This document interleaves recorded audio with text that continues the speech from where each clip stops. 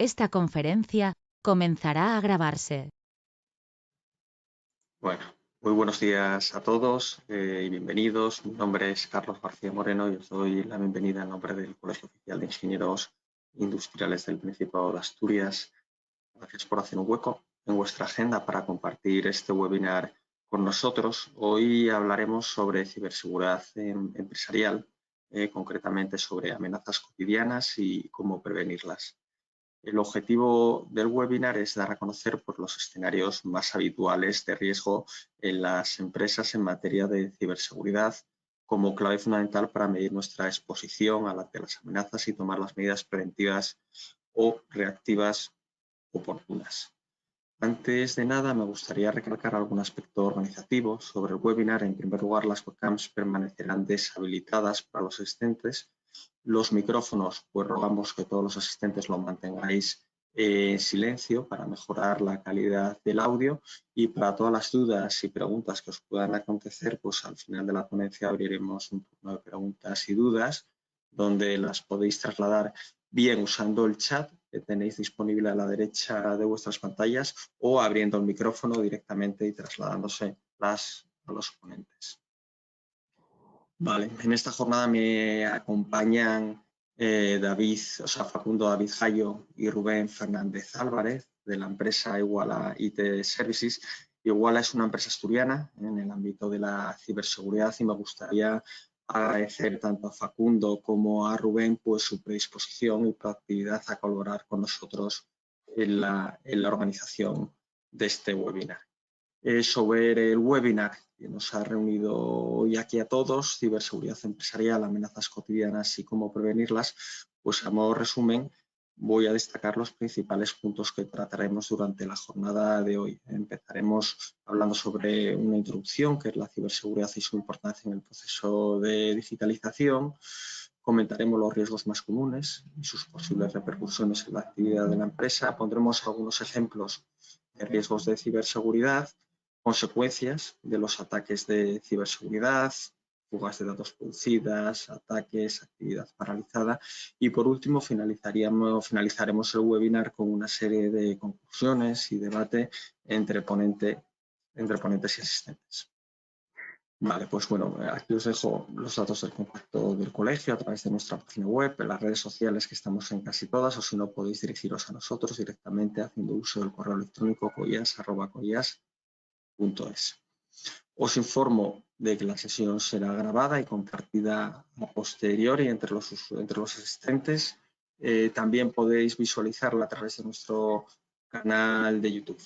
Pues bueno, por mi parte nada más, paso el testigo a Facundo y a Rubén para que den comienzo a su exposición. Gracias por vuestra atención y un saludo.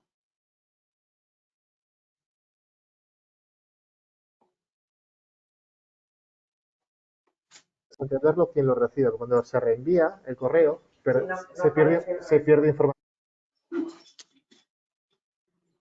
Ahí estamos. Rubén, me oye, está silenciado, creo. ¿Ahora me escucháis? Ahora perfectamente.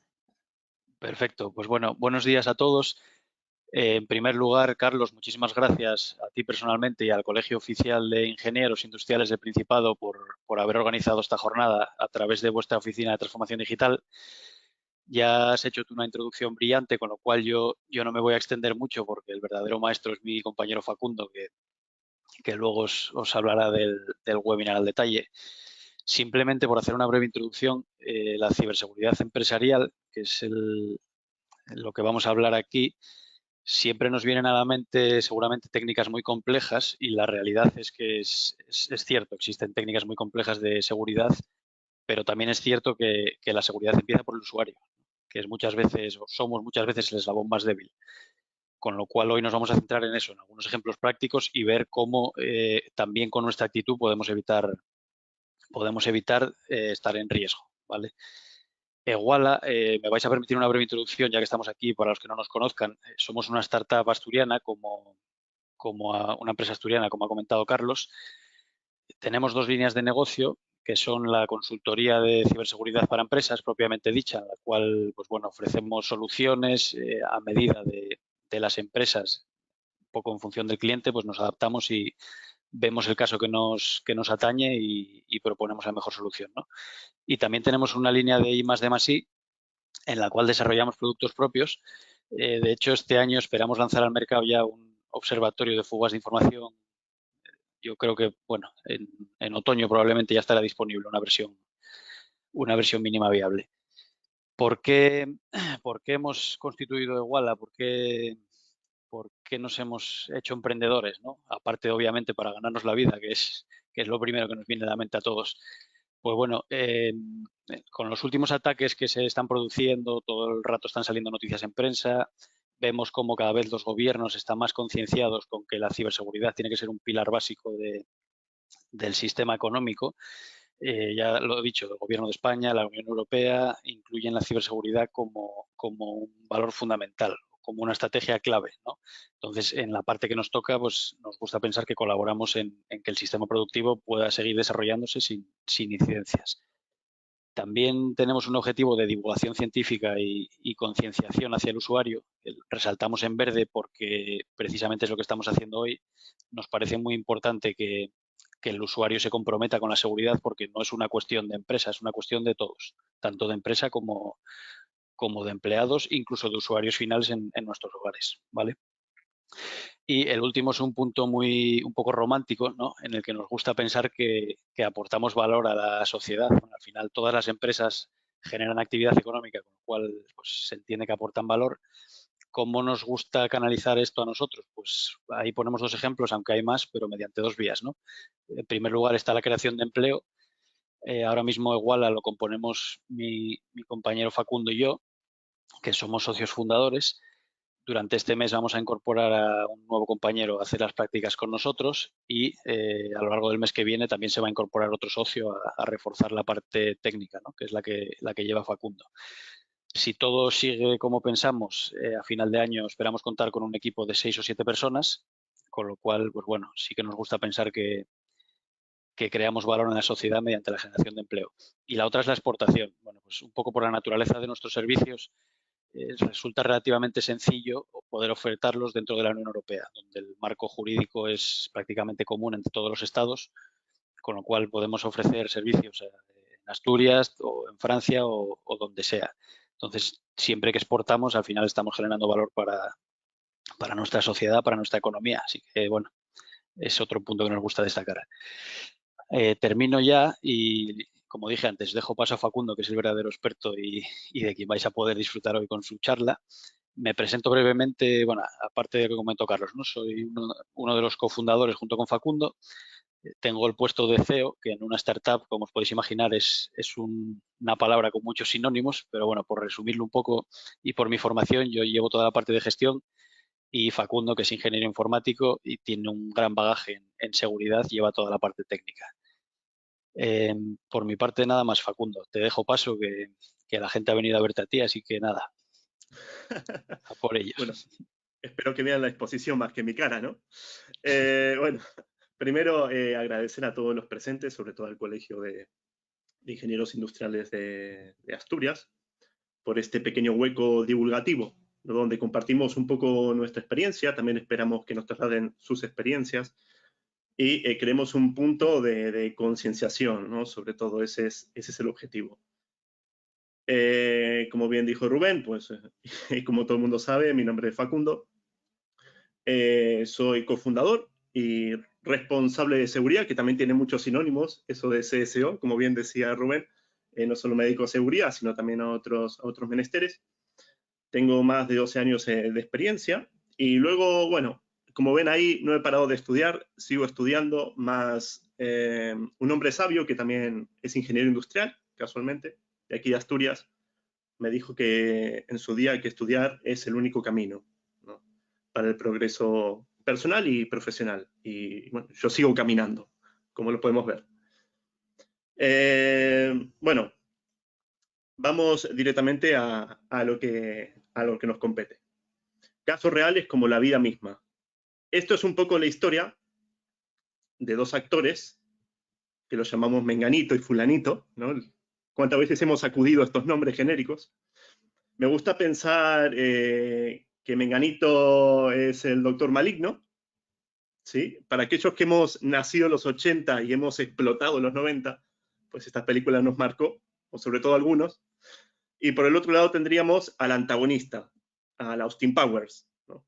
Menganito es el malo, fulanito es el bueno. Pero ¿qué pasa? Que fulanito es una persona que en su afán de querer hacer las cosas bien, a veces tropieza y suele pecar de errores que a veces son bastante básicos.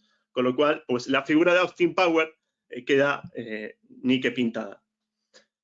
Hay un denominador común en esta charla, que es la red empresarial. Generalmente, en las redes empresariales tenemos, bueno, un conjunto de activos que suelen repetirse. Conjunto básico. La red interna, donde estamos situados nosotros como empleados, somos como gerentes, ¿sí? Es donde nos ponemos en nuestro puesto y accedemos a Internet y trabajamos día a día. Luego tenemos un mecanismo de defensa, que es el firewall, que es un cortafuegos, por ahí pasan las comunicaciones, el que lo tenga. No significa que todo el mundo lo tenga, ¿eh? Pero bueno, generalmente hay un pequeño firewall que filtra las comunicaciones que van a Internet. Del firewall pasa al router y del router, pues, accedemos a Internet. Vamos entonces al primer escenario. Escenarios comunes, como la vida misma, como bien dije, donde nos encontramos, pues, diferentes amenazas, ¿no? Diferentes amenazas en el mundo de la ciberseguridad. En este primer escenario, vamos a ver la fuga de información involuntaria. Para eso, situamos a nuestro fulanito, al Austin Powers, dentro de la red corporativa. Es un trabajador más. Pero ¿qué pasa? Que fulanito comparte datos con otro compañero mediante Mega ya está un poquito en desuso, mediante WeTransfer, que seguramente alguien lo utilice y lo esté utilizando, o lo que es peor, es un programador y sube su código de producción en Pastebin. O sea, una herramienta que es un activo esencial en nuestra organización, como puede ser, no sé, una aplicación de ERP, hace un cambio fulanito y lo publica en Pastebin para compartirlo con otro compañero. ¿Qué ocurre? El contenido de fulanito se acaba indexando, acaba apareciendo en Google, porque estaba mal securizado, y esto, Menganito, el doctor maligno, lo sabe. Menganito descarga esos datos sensibles, críticos de organización que han quedado indexados y piensa o bien venderlos o extorsionar a la empresa. Esto es, pedir un rescate. Posibles soluciones. Y estas son posibles soluciones, ¿vale? No son las únicas, hay muchísimas más. Por ejemplo, la instalación de un DLP, un Data Loss Prevention, que es un appliance, es un sistema que nos va a permitir un filtrado granular para detectar, pues esos documentos que son confidenciales y que están saliendo fuera de la red corporativa, pues tener ese nivel de detección, ¿no? O un Next Generation Firewall, todo esto de cara a la fuga de información, ¿vale? Un Next Generation Firewall, que ambos son buenas prácticas preventivas y pueden ayudar a monitorizar y detectar los casos de fuga antes de que se produzcan. Esto, en cierta forma, este texto es una verdad a medias porque la monitorización de estos dispositivos tiene que haber alguien ahí detrás que esté vigilando lo que está ocurriendo en el firewall o en el DLP. Generalmente los firewall de última generación incluyen DLPs dentro, o sea, sistemas de prevención de fuga de datos, y tiene que haber alguien vigilándolo. Pero también podemos configurarlo con unas reglas básicas y que se detecte y se ejecuten unas acciones básicas conforme se vayan detectando estos casos, ¿no? Pero ¿qué pasa cuando la información ya está en Internet? ¿Sí? Cuando está en dominio público o está en el mercado negro. Entonces aquí un firewall o un DLP ya no tiene sentido, porque ha excedido de nuestras fronteras, de nuestro control. En este caso entran en juego unas aplicaciones que se llaman Threat Intelligence Protection, ¿sí? Que están especializadas en data leak. Lo que hacen básicamente es estar vigilando constantemente en sitios de la Internet profunda, en redes sociales, en foros, submundos hackers, pero hackers de los malos, no de los buenos, están buscando continuamente esa información que se ha fugado de las empresas para detectarlos antes de que alguien los aproveche en contra de la empresa, ¿sí? ¿Qué se busca? Pues desde documentos fugados, contraseñas, usuarios, cuentas bancarias, cuentas de Bitcoin, que es básicamente lo que buscan los malos también. Pero aquí nos queremos anticipar.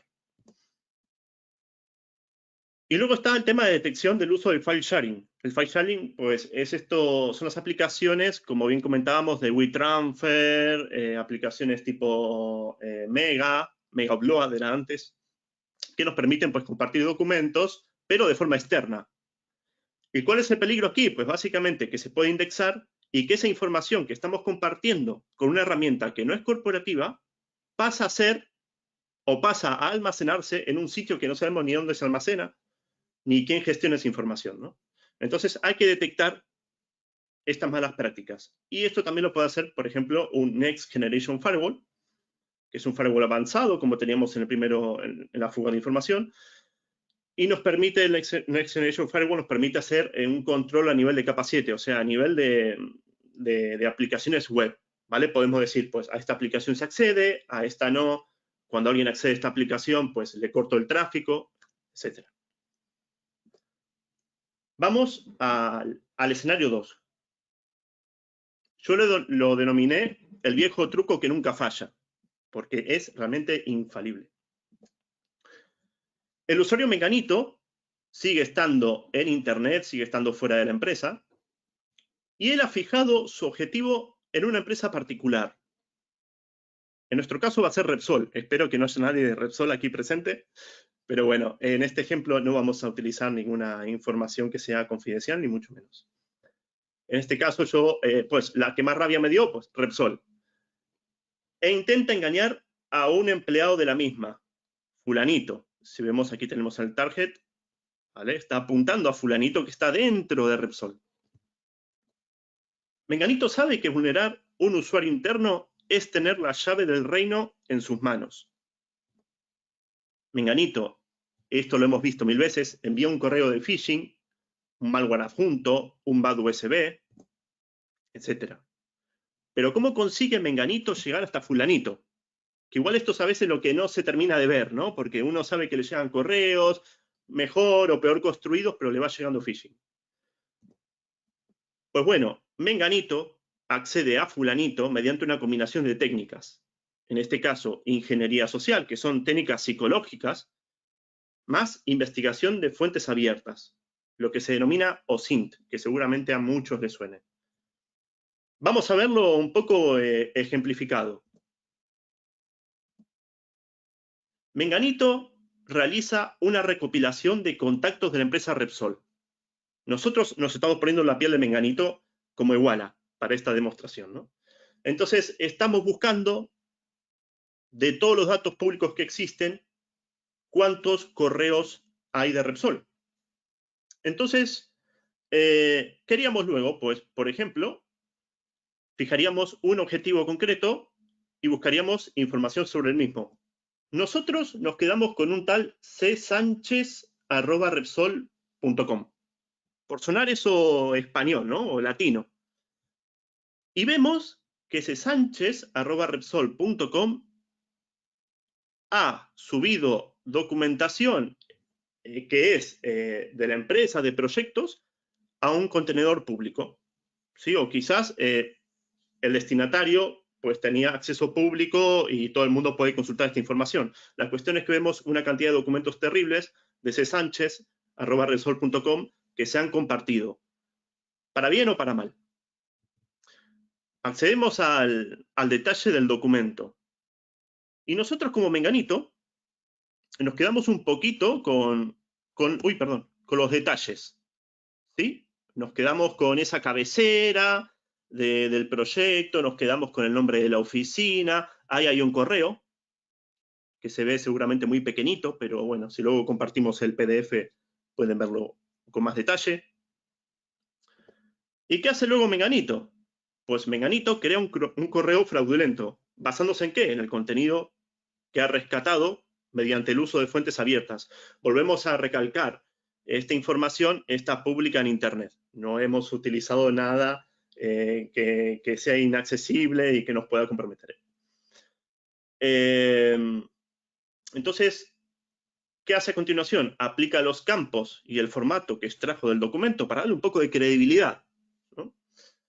Va directamente a C. Sánchez, pone ahí el subject es el nombre del documento que C. Sánchez ha compartido, y luego se hace una especie de firma. Hemos improvisado una firma, ¿en base a qué? En base a los datos de contacto que venían en el documento, ¿no? Y luego le ponemos ahí un texto. Pero ojo al texto. El texto pone, por favor, descargue. El texto está exigiendo una descarga y adjunta un malware. Es un PDF que tiene incrustado un malware.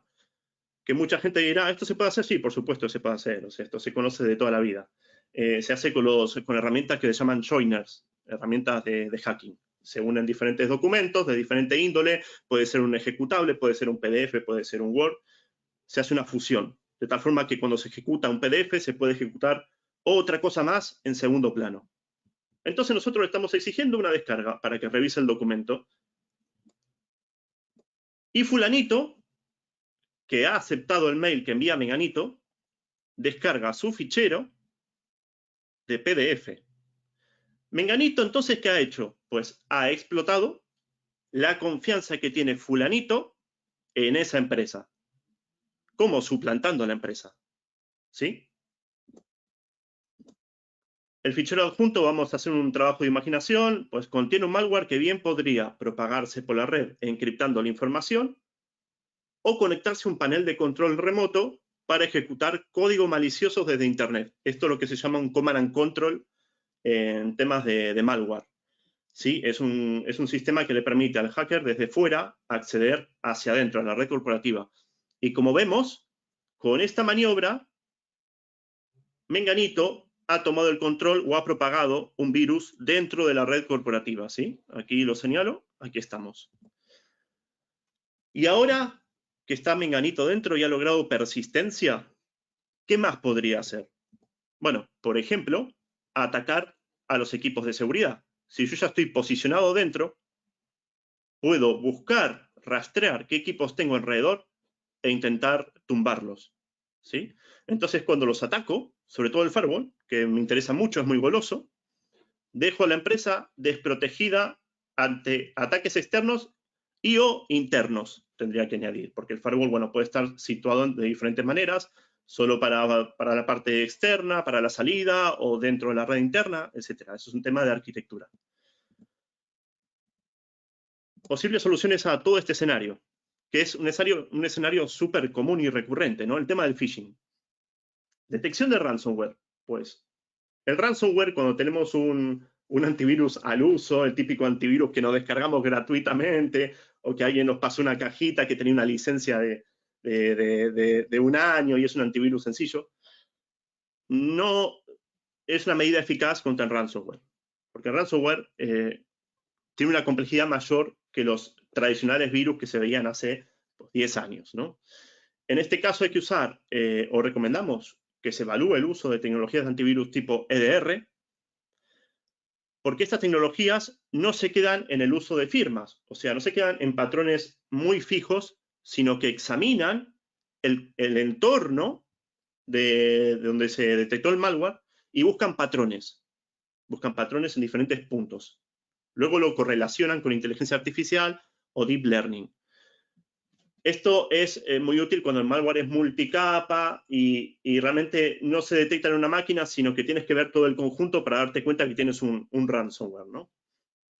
Otra medida preventiva es la implantación de un servicio de SOC. Que el servicio de SOC ya es un poco más complejo porque depende de tener operarios que vigilen todo este tipo de parámetros, ¿no?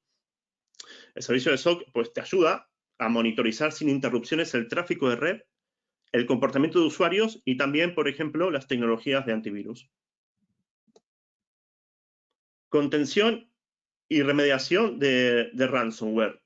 Bueno, la primera parte era la detección, ¿sí? Vigilar y detectar cuando vemos un patrón coincidente con un ransomware. Y la otra es la parte de cómo lo contenemos. Aquí lo de siempre. lo de siempre, tener, por favor, al día los sistemas de backup, tener políticas de backup útiles, ¿sí? Y planes de recuperación ante desastres. No vale de nada haber contratado un servicio de backup y no haber medido la eficacia del servicio, ¿no? No haber definido los RTO, los RPOs, todos los parámetros que luego definen o impactan en la recuperación de esos ficheros, ¿no? Y también, pues, al hilo del SOC, de la parte de detección de ransomware, tener planes de respuesta ante incidentes, ¿no? ¿Qué hacemos una vez que ha explotado todo? Pues hay que también contemplar esos planes de respuesta ante incidentes. Detección contra conexiones remotas, los command and control que yo les decía, ¿no? Las aplicaciones que tienen los hackers fuera, que una vez que te meten el virus dentro de la empresa les permite comunicarse, hacen una especie de tunneling y les permite entrar a la empresa y seguir ganando persistencia y ampliando el daño, ¿no?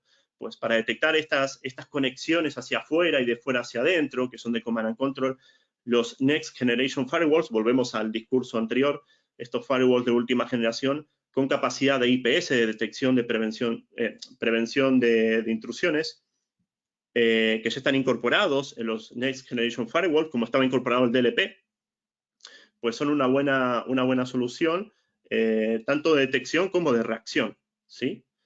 Y también, pues, se puede implementar, si somos un poco más curiosos y podemos hacerlo, pues, complementarlo con un servicio tipo, no sé, tipo Umbrella, que lo que hace es revisar las conexiones DNS buscando este tipo de coincidencias con aplicaciones o páginas maliciosas, ¿no? El escenario 3. Aquí cambia un poco el contexto. Si vemos, ahora Menganito está dentro. Está dentro. ¿Por qué? Menganito es un infiltrado. Pero puede ser que sea un infiltrado, que sea espionaje industrial, o puede ser que sea un empleado descontento, ¿sí? Empleados que ya están quemados, que están descontentos con la empresa, y bueno, y no les han pagado las nóminas, lo que fuere, y deciden, pues, tomar acciones.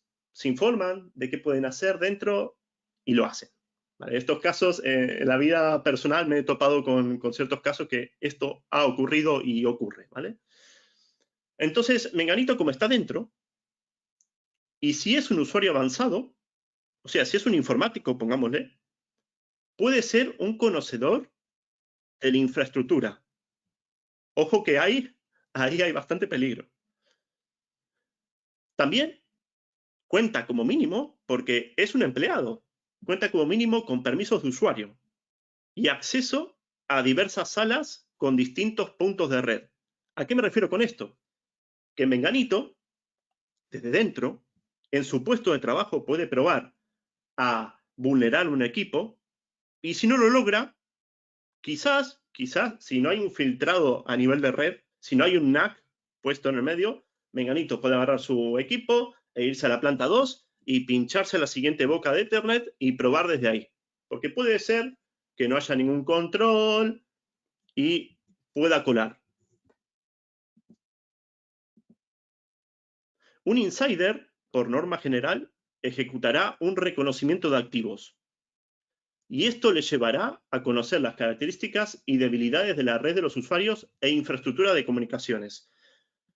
Él lo que hace es, como tiene acceso a la red interna, utiliza un dispositivo o una aplicación que le permite ver qué tiene alrededor.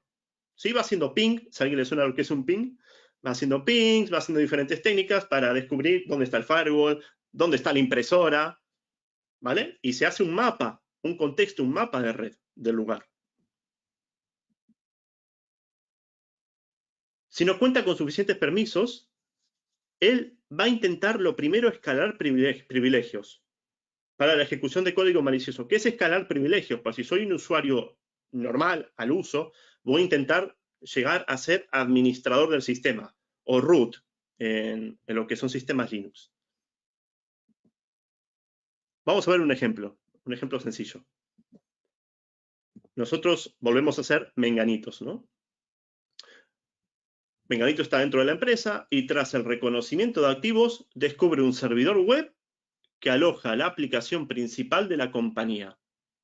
Sabe, y esto es importante, sabe que desde una situación interna las reglas de seguridad pueden ser más permisivas y decide buscar los fallos de configuración en estos activos. Él descubrió un ordenador, un servidor, lo que sea, que contenga una aplicación web, y de esa aplicación sacó esta radiografía. Esta radiografía lo que nos está mostrando, y que yo he señalado por aquí, son códigos de vulnerabilidades reconocidas. Se queda con este, que es de cross-site scripting. Es uno de los más sencillos de ejecutar a nivel de aplicación web, y aparte en este caso, pues vulnera un componente SWF, que es un fichero compilado de Flash. Flash es una tecnología para web, que también lanzamos este mensaje, que no se tiene que usar más, que está en desuso, porque es vulnerable. Y este usuario ha visto ese código relacionado con un JPlayer de Flash y dijo, esta es la mía. Me quedo con eso e intento explotarlo. Entonces, Menganito ha explotado esa vulnerabilidad y quiere aprovechar ese momento estelar para extender un poco más el daño, ¿no? Entonces, lo que hace es buscar información sensible de la empresa y luego con esa información, básicamente como tenemos en el primer escenario, intenta extorsionarla o simplemente la pone en venta en el mercado negro. Ahí tenemos otra vez el logo rojo, de la fuga de información, del data leak, ¿sí? La información viaja hasta Internet y se queda ahí de forma pública o en el mercado negro. Posibles soluciones al tema del insider. Protección contra vulnerabilidades. Realizar un análisis de vulnerabilidad contra los activos de la organización te van a permitir conocer el estado del riesgo de tus activos y tu exposición ante el riesgo, y tendrás de esta manera un punto de partida para mejorar tu posición de seguridad. O sea, irás por delante del usuario malintencionado. Nosotros, al final, lo que hacemos con un análisis de sombrero blanco, que le llamamos de hacker ético, un análisis de vulnerabilidades, es descubrir lo que otros también podrían descubrir y que podrían también explotar, con lo cual nos anticipamos, blindamos los equipos críticos y en caso de un insider, que siempre se puede dar, pues estar seguros de que no va a poder explotar por lo menos esos sistemas que hemos blindado, ¿no? Y creo que había otro más, que es el tema del hardening. Sí, correcto. Realizar un análisis detallado de las configuraciones de los activos, según las recomendaciones del fabricante. El fabricante tiene unos papers, unas publicaciones, con un punto a punto de las recomendaciones de seguridad que hay que aplicar a sus sistemas, sea a nivel de aplicación web, o sea a nivel de sistema operativo. Esto es lo que llamamos hardening. Agarramos ese listado y uno a uno todos los puntos de recomendación los vamos aplicando en los sistemas para securizarlos, ¿sí? Por último, el escenario 4 es un ataque en manada, lo que es comúnmente conocido como denegación de servicio. Muchos habrán oído esto también. Ahí, ¿qué tenemos aquí? Pues a Menganito, que no está solo, y junta fuerza con otros colaboradores. Pues yo aquí he puesto un poco de Menganito y todos sus hermanos, ¿no? Se juntan, hacen una comunidad, se reparten una herramienta, como la famosa Loic de Anonymous, y empiezan a inundar el router o el router firewall de la empresa. ¿Qué logran con esto? Pues interrumpir las operaciones y en muchas ocasiones también repercutir negativamente en la imagen pública de esa empresa. Más si hablamos de una empresa de telecomunicaciones, ¿no? Imagínense, ustedes pues tienen un proveedor de seguridad o un proveedor de internet que de un momento para el otro deja de operar un día entero, ¿no? Pues la confianza se pierde con ese proveedor y entonces hay una repercusión negativa en cuanto a la imagen pública. Este tipo de ataques, vamos a verlo un poco a un plano visual, es difícil simularlo porque necesitaríamos mucha gente para hacerlo, pero aquí mostramos un ejemplo visual. Esto es un mapa de uno de los proveedores de antivirus más famosos que existen. ¿Y qué hace este proveedor? Pues de toda la información que recopila de sus clientes, que no es información tampoco personal ni confidencial, son datos más a nivel de tráfico. Bueno, el límite está ahí, el límite está ahí porque un IP también es un dato personal. Bueno, generalmente son proveedores de Estados Unidos, con lo cual ahí entramos en otro problemita. Pero este tipo de proveedores de antivirus pues analizan todo el tráfico día a día de forma ininterrumpida y sacan este tipo de aplicaciones que se pueden consultar en Internet, que son mapas de riesgo, donde se ve claramente pues, los ataques, ¿no? Por dónde salen, por dónde entran. Está muy bonito, de forma visual está bonito, pero uno que es analista de seguridad tampoco le aporta demasiado, ¿no? ¿Qué tenemos en este caso? Pues son detecciones del tipo IDS. Si se acuerdan, el IDS pues es un detector de intrusiones y está haciendo una detección a razón de en torno a los 150 detecciones por segundo. 150 detecciones por segundo. Hoy vemos que, bueno, que uno de los lugares más atacados es Europa. No lo estamos viendo en tiempo real, porque si lo vemos en tiempo real, pues vemos el flujo, ¿no? De dónde parte, hacia dónde ataca, etcétera. Veo que en Argentina hay poca cosa, sobre todo en Brasil. Bueno, esto es un ejemplo claro de cómo se vería una denegación de servicios de forma gráfica. Posibles soluciones. Esto es complicado. Este apartado de la denegación distribuida de servicios, porque no es lo mismo un DOS, que le llaman DOS, o un DDoS. El DDoS requiere de la interacción de muchísima gente. Con lo cual, al final, el ataque es tan grande a nivel de volumen que tengas el firewall que tengas, va a sufrir y va a caer. O sea, yo he estado en organizaciones muy, muy grandes con firewalls muy, muy potentes y los ataques de denegación distribuidos, DDoS, no había forma de pararlos. Esos ataques se tienen que cortar antes de que lleguen al firewall de la red corporativa. Llamémoslo en el proveedor de Internet o pongámosle por delante un mecanismo tipo cloud que absorba ese tráfico, lo que fuere. Pero un firewall en lo que es un DDoS no suele ser de mucha ayuda. Si es un DOS, un DOS con una sola D, pues sí que es capaz de pararlo. Pero un ataque distribuido es muy complejo. Resumen de ataques, de todos los ataques que hemos visto, que parece que no, pero hemos visto unos cuantos, y las consecuencias inmediatas. Tenemos el phishing, que es lo más conocido y lo más recurrente, ¿no? El phishing que utiliza mucha ingeniería social. Ya vimos cómo Menganito intentaba suplantar a esa empresa estadounidense para ganarse la confianza del usuario de Repsol, ¿no? Eso es también un elemento psicológico. Pues una consecuencia, distribución de malware, ¿sí? Fulanito se descargó el PDF, se infectó con malware, y el consecuente impacto financiero, porque puede darse un timo del CEO, ¿sí? Que alguien suplante al CEO de la empresa. ¿Ok? No tener por qué suplantar empresas externas para ganarse la confianza, sino vamos a suplantar al director de la empresa para ganarnos la confianza del administrativo. ¿Sí? Esto es el timo del CEO. Fuga de información. El data leak. Pues aquí hay un claro daño reputacional y un aumento de la exposición ante las amenazas, porque cuando hay data leak, recuerden, la información que se filtra públicamente, que está en el mercado negro, ya no tenemos control sobre esa información, con lo cual ha aumentado nuestra exposición ante las amenazas, ha trascendido a nuestro nivel de protección.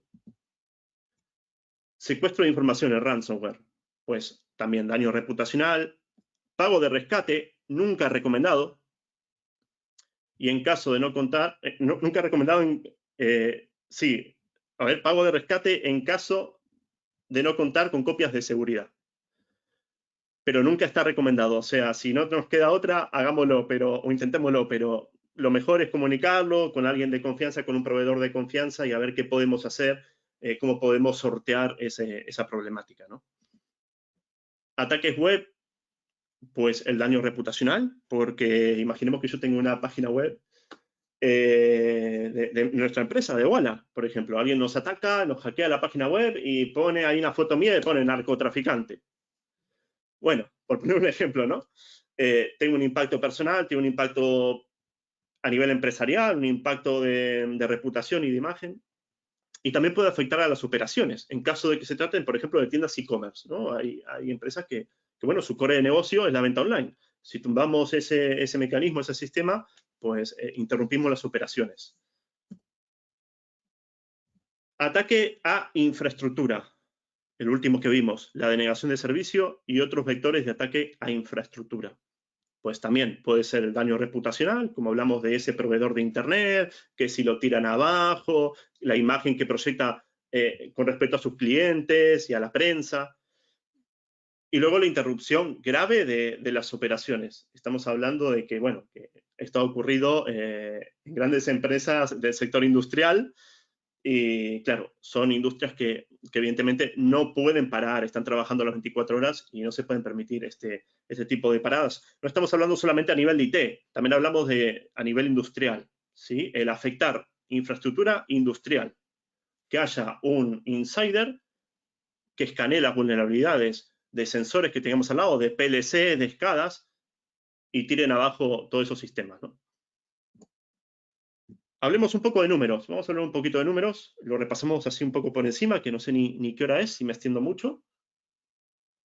Pero bueno, a nivel de phishing, estos son literales sacados de empresas punteras en seguridad. En phishing, si tomamos como referencia el total de las detecciones año a año, se observa un crecimiento de poco más del 200% en 2020, siendo agosto el mes con más cantidad de detecciones. Esto lo dijo ESET. ESET es una marca de prestigio mundial a nivel de antivirus. Y está hablando de phishing. El phishing y antivirus van de la mano. Dataleak. Bueno, aquí hay una empresa que no es puntera a nivel mundial, pero bueno, nosotros trabajamos mucho con Dataleak, así que me pareció pues, muy interesante y relevante nombrarlo. Incorporamos a nuestra base de datos de Caronte, que es la aplicación que comentaba Rubén, que estamos desarrollando y sacaremos en un par de meses, entre 100 y 200 gigabytes de datos fugados al mes. Nosotros, pues en la aplicación lo que hacemos es incorporar conexiones con diferentes aplicaciones de Dataleak más nuestra propia base de datos de Dataleak para incrementar el espectro de las probabilidades de detectar fuga de información en una empresa, ¿no? Cuentas corrientes que se han fugado, cuentas de Bitcoin, usuarios, contraseñas, etc. El coste promedio para una empresa que sufre una brecha de datos, la brecha de datos es el vector del ataque, ¿sí? El Dataleak es cuando ocurrió, lo que ha ocurrido, y la brecha de datos es el origen, ¿no? Es el vector. Pues ha vuelto a subir. Ahora, en 2020, cuesta 3,92 millones de dólares, 3,52 millones de euros, a nivel global. Y estamos hablando de IBM. Claro, esto será una cifra también orientada mucho a lo que es el mercado de Estados Unidos, ¿sí? Que ahí las empresas con el nivel de facturación, pues, engordan mucho estas cifras. Pero bueno. Ransomware. En el año 2020, el coste de remediación supuso para las empresas españolas, ojo que aquí sí que hablamos de españolas, para empresas españolas, un desembolso medio de 283.000 euros. El coste medio para aquellas organizaciones que pagan el rescate, lo que no recomendamos, pero bueno, que pagan el rescate, es de $1 millón. Lo dice Sophos, otro proveedor también de antivirus muy, muy, muy importante. Ataques web. En un periodo de 17 meses se han detectado cerca de 2,5 billones con B de Barcelona, 2,5 billones de ataques web. siendo el SQL Injection, que es un vector de ataque muy corriente, que intenta vulnerar las bases de datos, pues el SQL Injection ha sido el vector imperante. 2,5 billones de ataques web. Denegación de servicio. El último caso del escenario que vimos, pues la frecuencia global de ataques DDoS, fíjense lo que yo decía, DDoS, la doble D, que es importante, estos son los que son distribuidos a gran escala, pues la frecuencia de DDoS creció un 39% entre 2018 y 2019. Una vez más, vimos un crecimiento asombroso del 776% en ataques entre 100 gigabits y 400 gigabits. Esto lo dice Netscout, que realmente pues, se dedican a todo el tema de la denegación de servicio a nivel de cloud. Vamos por último a las lecciones aprendidas para concluir un poquito esta exposición. El primer punto, que es importantísimo y se repite como un mantra en la seguridad. El eslabón más débil de toda cadena de seguridad es el propio ser humano. ¿Sí? Podemos tener lo que querramos tener, podemos tener mejor firewall, podemos tener un sistema de detección de DNS, tengamos lo que tengamos. Si la gente no está instruida o no está concienciada, de poco nos vale, porque viene un personaje, viene un insider, viene un hombre vestido de telepizza que te entra a las oficinas y te deja caer un USB, y ese USB pues tiene dentro un sistema que te permite robar las credenciales. O sea, si no hay concienciación, de nada nos sirve tener lo que tengamos instalado. A mí, como una de mis aficiones son las armas de fuego y el tiro deportivo, probablemente si hiciera fútbol, si fuera futbolista pondría otros ejemplos, pero bueno, aquí lo centro más por la seguridad física. La seguridad de tu hogar empieza más allá de las puertas de tu casa. ¿Sí? Esto, la gente que hemos vivido en lugares peligrosos y nos dedicamos un poquito a la seguridad física, sabemos que de nada me vale tener arma en casa esperando detrás de la puerta, porque yo tengo que estar atento a lo que ocurre afuera, lo que ocurre en el jardín, lo que ocurre en la acera de mi casa, ¿no? Lo mismo pasa aquí.